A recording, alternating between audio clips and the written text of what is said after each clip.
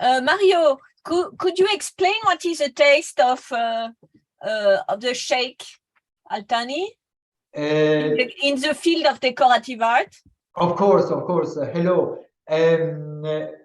Actually, Sheikh Al-Thani, Son Altesse, and his family, they have collected, in this case, to furnish the Hôtel Lambert. The Hôtel Lambert, which was conceived in 1639, and then it was finished years after.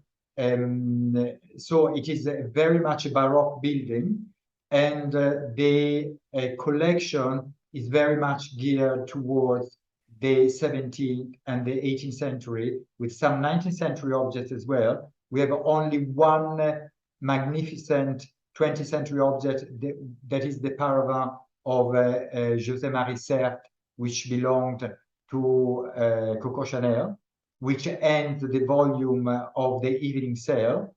But but that is the only 20th century. But so you mean he wanted to have furniture which were in dialogue with the building? Absolutely. He didn't want to. He has been loyal. And Alberto Pinto, who was also the Deus ex machina of the interior decoration, they wanted really to be loyal to the building. And I can say that when I climbed the stairs for the second time, because I visited already when Baron Derrida was there many years ago, but when I went there and I saw the building restored and the magnificent collection, it was really a shock. And then you are not selling the building, you are selling the collection. We are not selling the building. The building has already been sold, and that's the reason why also the contents are coming for sale. Okay, so you were saying that for you it was the most beautiful collection ever from 18th century French? I would say that everybody knows that the Hôtel Lambert is the finest building in private hands in Paris, and I would say even in France, in terms of hôtel particulier. And these are, I have no fear in saying that it is the most beautiful collection of French decorative art ever appeared on the market. But what's the story about the object? How did he choose them? So you have spoken with him. How does he select? How does it work? Well, Son Altesse, of course, he's behind this collection, although he was the house of his family, has a deep knowledge of French culture and on French fine art and decorative art. Since he was young, he collected. Because and then it thanks and this is what you read also in the press, that it is thanks to his mother who got the taste for beautiful things, because he visited museums since a young age. I can say without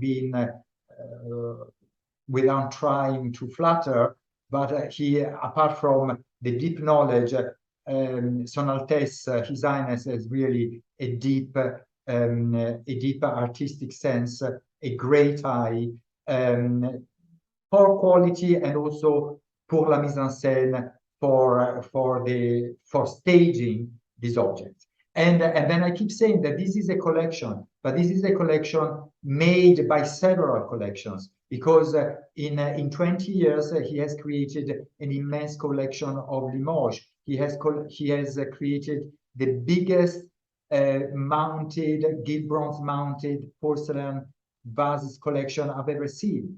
I think a comparable collection was only the collection of the Duc d'Aumont. A collection of silver, a staggering quantity of silver, of rock crystal.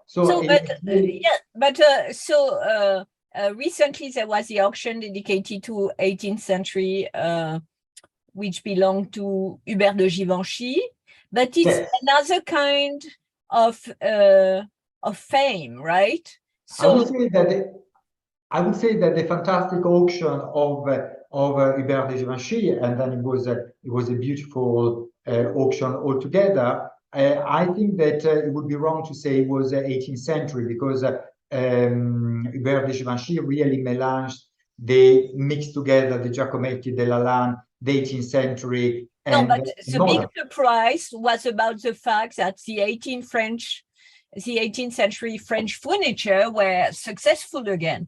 So you applied the same kind of effect, because 18th century was a sleeping beauty, right? I tell you what, it is absolutely, I think you have used a wonderful job. It's a sleeping beauty. It is for sure a beauty.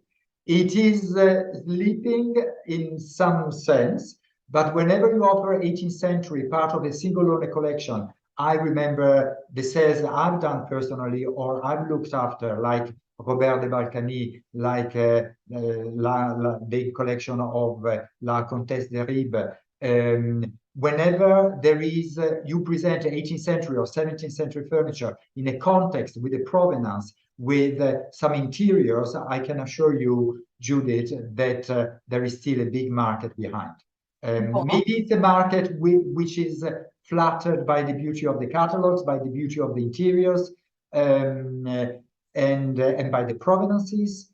And when you present these sleeping beauties as part of a collection, the market is there, and we can see from the inquiries that we are receiving, the catalogs are in high demand, and people really want to come to see even before the opening days.